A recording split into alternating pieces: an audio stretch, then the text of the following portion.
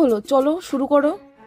হ্যাঁ করবো তো, আসলে ফার্স্ট টাইম তো তাই কেমন একটা লাগতেছে। তুমি কি এর আগে কখনো করছো? না গো, আমি আজ পর্যন্ত কিছু করিনি, আমি পিওর ভার্জিন। আচ্ছা যাক, শুনে ভালো লাগলো। আর আমার বন্ধুরা কয় কি তুমি নাকি অনেকবার করছো, ওই জন্য আমি মেশিন কিনে নিয়ে আইছি। এই মেশিনটা তোমার ওই জায়গায় ঢুকালি বোঝা যাবে তুমি কয়বার করছো, বুঝলা?